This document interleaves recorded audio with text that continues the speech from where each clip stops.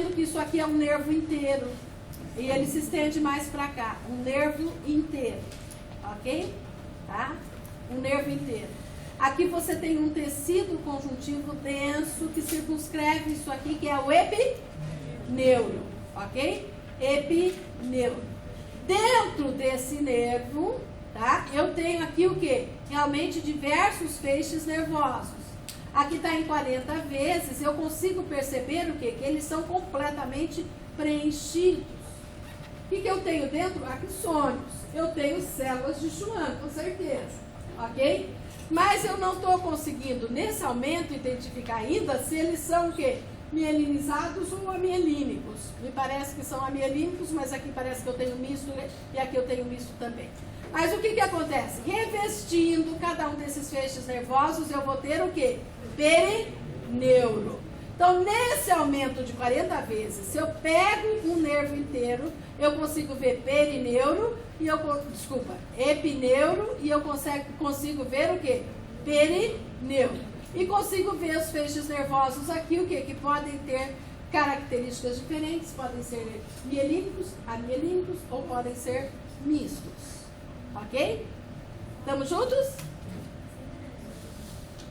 Aqui, você está vendo que esses cortes aqui representam aqui, em parte, você está vendo aqui o que? Feixes nervosos em cortes longitudinais. Isso aqui tudo pode ser um nervo só, tá? Isso aqui tudo pode ser um nervo só, tá? E aqui você vai ter então o que? A presença de epineuro envolvendo tudo isso. E você vai ter a presença aqui o que? De perineuro. Só que aqui está num corte longitudinal e você vai ver o que? Que é mais difícil de você observar isso. Nós não demos ênfase nesse corte longitudinal. Aqui bem legal. Isso aqui eu posso pegar para a prova. Daquele momento para cá eu posso pegar para a prova. Ok? Olha aqui que bonitinho. Veja que bonitinho isso aqui. Olha o tamanho desse feixe nervoso. Consegue perceber? Olha o tamanho desse feixe nervoso. Que tipo de feixe nervoso é esse? Hã? Fala, com certeza e segurança.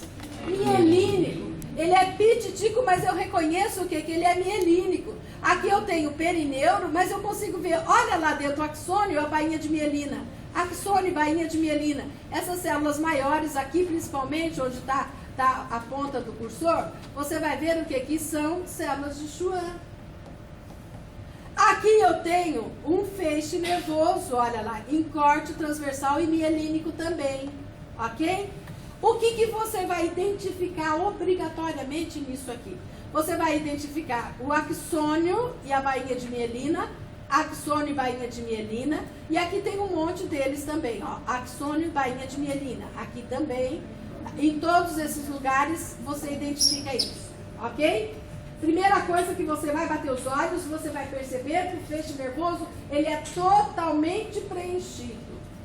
Se ele tem um espaço dentro, você pode bater e procurar o que? Células endoteliais, que pode ser uma artéria ou pode ser uma veia. Ok? Menos um feixe nervoso. Você está vendo que aquele bem pititico, ele tem essa característica.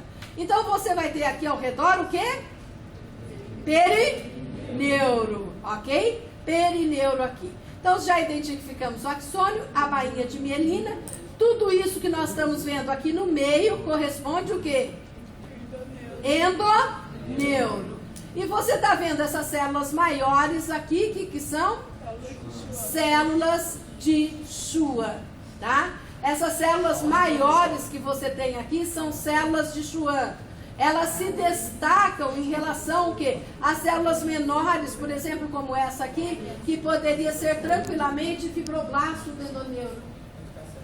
Ok? Onde é a célula de Schwann? Todas essas grandes aqui são células de Schwann. Ok? Todas essas aqui são células de Schwann, as maiores. Essas menores que nós temos aqui, possivelmente, são o quê? Fibroblastos do endoneuro. Porque a célula de Schwann é bem volumosa. Tá claro? Estamos juntos? Professora, Oi. as células de Schwann, elas fazem a mesma função dos oligodendrócitos? Sim, só que ela só produz um